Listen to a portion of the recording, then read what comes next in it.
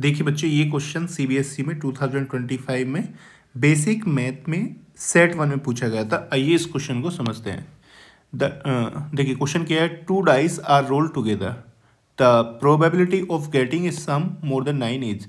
तो देखिए 2 डाइस को हमने एक साथ रोल किया है, तो दोनों डाइस के ऊपर जो नंबर आता है उन दोनों नंबर का सम क्या होना चाहिए, मोर देन 9। तो इस इवेंट की प्रोबेबिलिटी क्या होगी, गेटिंग मोर देन 9। ठीक है, तो देखिए इसको सोल्व करते हैं। आइए देखिए सॉल्यूशन। तो जब हम 2 डाइस को रोल करते हैं तो number of all possible outcome कितने होते हैं बच्चों।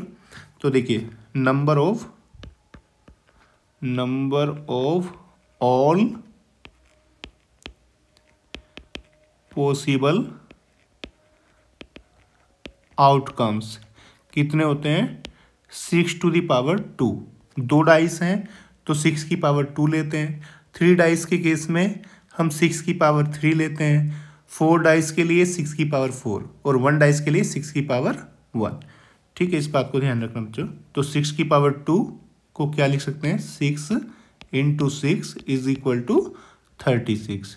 ठीक है, जब 2 डाइस को हम रोल करते हैं तो 36 आउटकम्स बनते हैं। अब वो 36 आउटकम्स को हम कैसे लिखेंगे, उन 36 आउटकम्स को अगर हम एक साथ लिख देते हैं तो उसको बोलते हैं सैंपल स्पेस। तो हम यहाँ पर इन 36 आउटकम्स का सैंपल स्पेस बना देते हैं, सैंपल स्पेस। देखो बच्चों, सैंपल स्पेस में हम ये 36 आउटकम यहाँ पर लिखकर शो करेंगे। तो देखो कैसे लिखेंगे 36 आउटकम्स। पहले हम लिख लेते हैं 1 2 3 4 5 6। ऊपर भी लिख लेते हैं हॉरिजॉन्टल।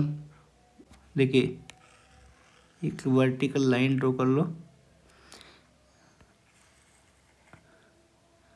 देखो ऊपर लिख देते हैं 1 2 3 4 5 6। ठीक है, अब देखो कैसे इनको लिखते हैं। 1 1, ये पहला आउटकम क्या होगा, 1 1। सेकंड आउटकम क्या होगा, 1 2।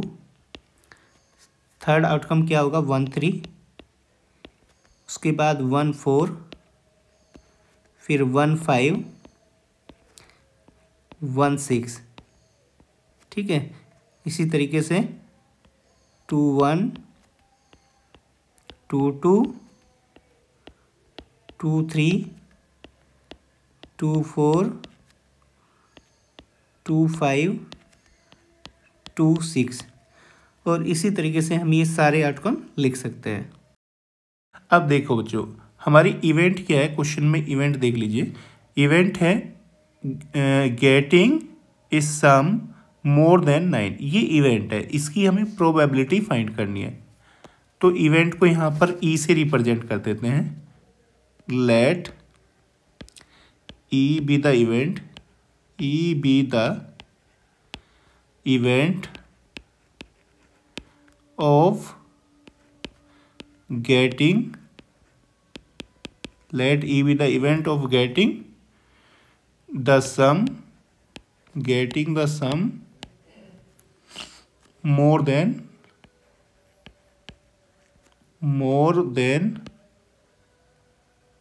9। ठीक है, तो E हमारी हो गई इवेंट।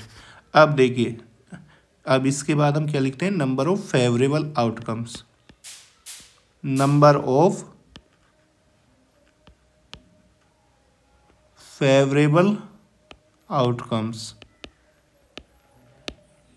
कितने फेवरेबल आउटकम है। देखिए हमारे पास टोटल पॉसिबल आउटकम कितने, 36। इन 36 में से फेवरेबल कौन से होंगे, फेवरेबल वो आउटकम होंगे जिन पर जो नंबर, दोनों नंबर का सम मोर देन 9 होगा। मोर देन 9 का मतलब 10 होगा, 11 होगा या 12 होगा।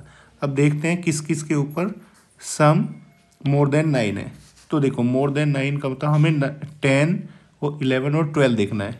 देखिए फर्स्ट रो में किसी पर भी सम मोर देन 9 नहीं है, दूसरी पर भी नहीं मिलेगा, तीसरी पर भी नहीं मिलेगा, फोर्थ में भी नहीं मिलेगा। हाँ, फोर्थ में ये लास्ट वाला देखिए, यहाँ पर इन दोनों का 6 का और 4 का सम कितना होगा, 10। तो ये हमारा फेवरेबल आउटकम है। तो एक फेवरेबल आउटकम हमारा ये हो जाएगा। ठीक है, दूसरी रो इसमें, अब इसमें देखिए इसमें कोई फेवरेबल आउटकम है? हाँ देखिए ये रहा, 5 5 10 हो जाएगा, ये फेवरेबल है। 5 6 11 हो जाएगा, ये भी हमारा फेवरेबल आउटकम है। तो इसमें 2 फेवरेबल आउटकम है ये, और लास्ट रो में ये 3 फेवरेबल आउटकम है, क्योंकि तीनों पर क्या है, सम मोर देन 9। तो टोटल फेवरेबल आउटकम कितने हो जाएंगे बच्चों? काउंट कर लीजिए, 1 2 3 4 5 6।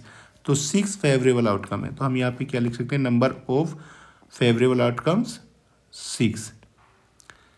ठीक है बच्चों, तो देखिए फेवरेबल आउटकम भी आ गए हमारे। अब हम क्या लिखेंगे इसके बाद, फॉर्मूला।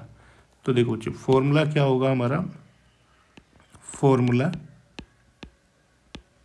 प्रोबेबिलिटी का फॉर्मूला क्या होता है, probability of event E is equal to, ऊपर लिखते हैं number of favourable outcome, number of favourable outcome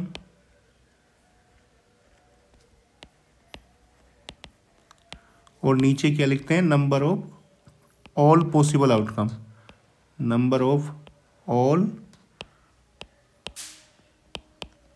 possible outcomes. ठीक है बच्चों, तो देखो हमारे पास नंबर ऑफ फेवरेबल आउटकम कितने हैं, 6। ठीक है, ये 6 क्या है, इवेंट की फेवर में है।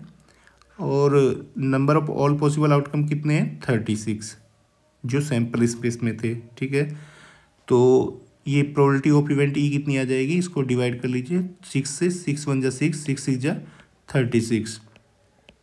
तो प्रोबेबिलिटी ऑफ इवेंट कितनी आ जाएगी, 1/6। यही हमारा क्या होगा बच्चों, आंसर। तो ऑप्शन कौन सा करेक्ट होगा, 1/6 ऑप्शन करेक्ट होगा, ऑप्शन सी।